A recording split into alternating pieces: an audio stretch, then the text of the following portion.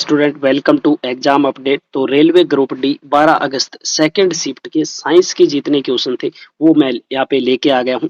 GK के question है वो हम देखेंगे नेक्स्ट वीडियो में। तो चैनल को अगर सब्सक्राइब नहीं किया तो सब्सक्राइब करके बेल आइकन जरूर प्रेस कर देना ताकि हर शिफ्ट का जो टाइमली रिव्यू है वो आपके पास आता रहेगा। तो एक क्वेश्चन आपके पूछा गया था कि निम्नलिखित में से किस पदार्थ में कार्बन नहीं पाया जाता है। तो कार्बन नहीं पाया जाता है, चार इस प्रकार ऑप्शन आपके दिए गए थे। तो करेक्ट आंसर है ऑप्शन ए, जल है, उसमें कार्बन नहीं पाया जाता है जो कि हाइड्रोजन और ऑक्सीजन से बना है। जबकि जो प्रोटीन है, कार्बोहाइड्रेट है, वसा है, ये क्या है, कार्बन युक्त कार्बनिक पदार्थ है। तो इस प्रकार था। एक क्वेश्चन आपका पूछा गया था कि मानव मादा में सामान्यतः एक मासिक चक्र के दौरान लगभग कितने अंडाणु परिपक्व होकर निषेचित होने के लिए उपलब्ध होते हैं। तो कितने अंडाणु है जो परिपक्व होकर निषेचित होने के लिए उपलब्ध रहते हैं। तो करेक्ट आंसर है फ्रेंड्स एक। जबकि अगर सेम है पुरुष के पूछ लिया जाए कि पुरुष में है जो कितने शुक्राणु है जो उपलब्ध रहते हैं, तो लाखों की संख्या में है, जो मंथली लाखों की संख्या में शुक्राणु है जो परिपक्व होकर निषेचित होने के लिए उपलब्ध रहते हैं। लेकिन मादा के शरीर में जो अंडाणु है वो एक ही रहता है मंथली। नेक्स्ट यहाँ पे क्वेश्चन पूछा गया था, उत्तल लेंस में यदि किसी वस्तु को प्रकाशिक केंद्र यानी ऑप्टिकल सेंटर और मुख्य फोकस के बीच में रखा जाए तो प्रतिबिंब है वो कैसा बनेगा। तो मैंने आपको पहले भी बताया था कि उत्तल लेंस और अवतल लेंस की जो प्रतिबिंब की जो भी स्थितियां हैं वो आप जरूर देख के चले जाना, क्योंकि हर शिफ्ट में एक क्वेश्चन यहाँ से पूछा जा रहा है। तो अगर जो वस्तु होगी वो ऑप्टिकल सेंटर और फोकस दूरी के बीच में फोकस के बीच में रखा जाएगी तो उत्तल लेंस में प्रतिबिंब है वो कैसा बनेगा, आभासी, सीधा और बड़ा प्रतिबिंब बनेगा। जब वस्तु उत्तल लेंस के प्रकाशित केंद्र और फोकस के बीच में रखी जाती है तो लेंस से निकलने वाली किरणें क्या हो जाती है, अपसारित हो जाती है और उनके पीछे की ओर बढ़ाई गई किरणें हैं वो मिलती हुई प्रतीत होती है। इसलिए प्रतिबिंब क्या बनता है, एक तो आभासी बनता है, एक सीधा और आवर्धित प्रतिबिंब बनता है। फ्रेंड्स, वीडियो अच्छा लगे तो वीडियो को लाइक प्लीज जरूर कर दिया करो, क्योंकि हर क्वेश्चन का जो हर शिफ्ट का रिव्यू है वो आपको इसी चैनल पे टाइमली मिलता रहेगा बिल्कुल करेक्ट के साथ। जीके का हम जो वीडियो होगा, जीके का जो क्वेश्चन होगा वो हम नेक्स्ट वीडियो में डिस्कस करने वाले हैं। इसके तुरंत बाद है जो वीडियो अपलोड कर दूंगा। तो एक क्वेश्चन यहाँ पे पूछा गया था कि थायरोक्सिन हार्मोन के निर्माण के लिए निम्नलिखित में से किस तत्व की आवश्यकता होती है। थायरोक्सिन जो हार्मोन है उसके निर्माण के लिए कौन से तत्व की आवश्यकता होती है। तो करेक्ट आंसर है आयोडीन की आवश्यकता होती है। तो थायरोक्सिन हार्मोन का निर्माण है वो कहाँ होता है पूछ लिया जाए तो ये होता है थायराइड ग्रंथि में होता है और इसके निर्माण के लिए आयोडीन आवश्यक है। आयोडीन की कमी से पूछ लिया जाए कौन सा रोग होता है तो घेंगा रोग होता है। और थायरोक्सिन शरीर के उपापचय को नियंत्रित करने में महत्वपूर्ण भूमिका निभाता है। किस चीज़ में भूमिका निभाता है, उपापचय में महत्वपूर्ण भूमिका निभाता है। नेक्स्ट यहाँ पे क्वेश्चन पूछा गया था, जो अंतः श्वसन है, इनहेलेशन है, उसके दौरान मानव शरीर में क्या होता है। तो जो इनहेलेशन होता है, अंतः श्वसन होता है, उसमें डायफ्राम सिकुड़ कर नीचे की ओर आ जाता है। क्या होता है, डायफ्राम है जो हमारे वो सिकुड़ कर नीचे की ओर आ जाते हैं। नेक्स्ट यहाँ पे क्वेश्चन पूछा था कि यदि किसी विद्युत परिपथ में प्रतिरोध है जो 5 ओम है तथा आवेश है वो 20 कूलम है और 10 सेकंड में प्रवाहित होता है तो धारा का मान कितना है। अब यहाँ पे संख्या इस प्रकार सेम नहीं थी, मैंने अपनी ओर से यहाँ पे लगाई है, लेकिन क्वेश्चन इसी प्रकार था कि प्रतिरोध कुछ दिया गया था, आवेश यहाँ पे दिया गया था और समय दिया गया था। आपको जो करंट है उसका मान ज्ञात करना था। तो करंट का मान यहाँ पे कितना होगा, 2 एम्पियर होगा। कितना होगा, 2 एम्पियर होगा। यहाँ पे आपको 20 कूलम दे रखा है, टाइम आपको कितना 10 सेकंड दे रखा है, तो 20/10 क्या हो जाएगा, यहाँ पे 2 एम्पियर हो जाएगा। और प्रतिरोध की जानकारी वैसे इसकी गणना करने के लिए, धारा की गणना करने के लिए हमें आवश्यक है नहीं, वैसे उसने क्यों दिया है ताकि थोड़ा कन्फ्यूज़न पैदा हो, इसलिए उसने प्रतिरोध भी साथ में दे दिया है। नेक्स्ट यहाँ पे एक क्वेश्चन पूछा गया था प्रतिध्वनि से रिलेटेड कि प्रतिध्वनि उत्पन्न होने के मुख्य कारण क्या है। प्रतिध्वनि हमें क्यों सुनाई देती है, इसके क्या कारण है। तो ध्वनि का जो परावर्तन होता है, हमें जब हम किसी खाली हॉल में या कहीं कुएं में आवाज़ लगाते हैं तो बार बार ध्वनि हमें सुनाई देती है। वो क्या होता है, ध्वनि का परावर्तन होता है और परावर्तन के कारण हमें जो ध्वनि बार बार सुनाई देती है। नेक्स्ट एक क्वेश्चन पूछा गया था कि निम्नलिखित में से कीटोन का IUPAC नाम क्या होगा।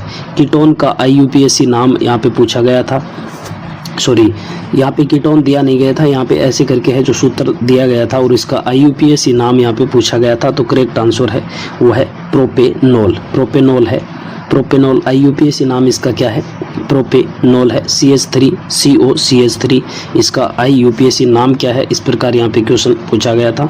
तो करेक्ट आंसर है प्रोपेनॉल, प्रोपेनॉल है। नेक्स्ट यहाँ पे क्वेश्चन एक पूछा गया था कि निम्नलिखित खाद्य श्रृंखला में से प्राथमिक उपभोक्ता कौन है। प्राथमिक उपभोक्ता कौन है, तो इसमें क्वेश्चन ऐसे दिया गया था कि एक उत्पादक है और एक क्या है शाकाहारी है और एक मांसाहारी है। तो प्राथमिक उपभोक्ता वो कौन होता है, हमेशा उत्पादक जो हिरण है जो घास को खाता है। प्राथमिक उपभोक्ता यहाँ पे क्या है, जो शाकाहारी जीव है वो क्या है, प्राथमिक उपभोक्ता है। तो इस केस में क्या है, हिरण है वो क्या है, प्राथमिक उपभोक्ता है। तो खाद्य श्रृंखला से रिलेटेड भी क्वेश्चन यहाँ पे पूछे जा रहे हैं। तो एक बार ये भी थोड़े हैं जो लगभग साइंस के जो क्वेश्चन यहाँ पे फ्रेंड्स आ रहे हैं वो NCERT की बुक से पूछे जा रहे हैं, ये चीज़ आपको ध्यान में रखना है।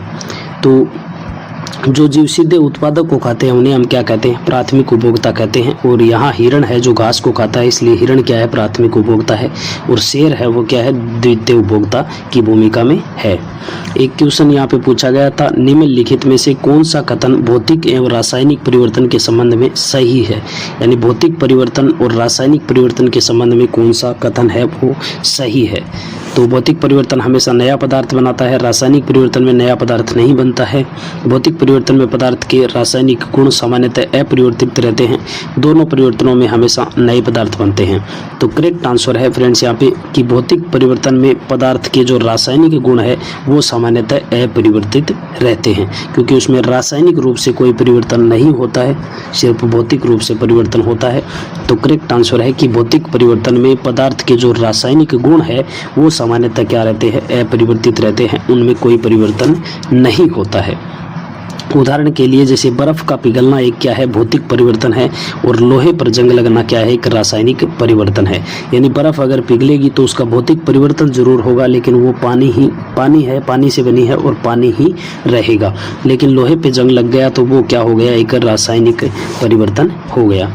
तो नेक्स्ट यहाँ पे क्वेश्चन एक पूछा गया था कि यदि समान बल दो वस्तुओं पर लगाए जाए तो किस वस्तु में अधिक त्वरण उत्पन्न होगा।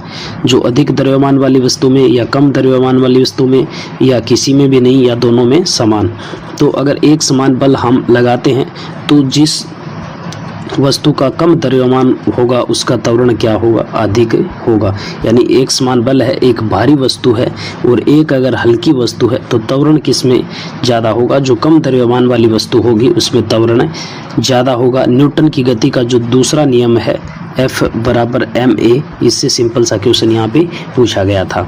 नेक्स्ट है यहाँ पे एक क्वेश्चन दिया गया था जिसमें आवर्ती आपको दी गई थी और आवर्त काल ज्ञात करना था कि यदि किसी तरंग की आवर्ती है, जो फ्रीक्वेंसी है वो 50 हर्ट्ज है और उसका आवर्त काल कितना होगा।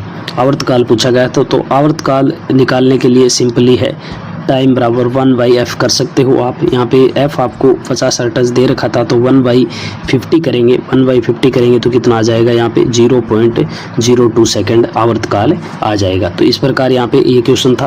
और जीके की क्वेश्चन है वो हम नेक्स्ट वीडियो में देखेंगे। ये सारे साइंस की क्वेश्चन मैं आपको बता रहा हूँ। और वीडियो को अगर अभी तक लाइक नहीं किया तो लाइक जरूर कर देना। चैनल पर नए हो तो सब्सक्राइब करके बेल आइकन प्रेस कर देना, ताकि हर शिफ्ट का रिव्यू टाइमली है वो आपके पास आता रहेगा।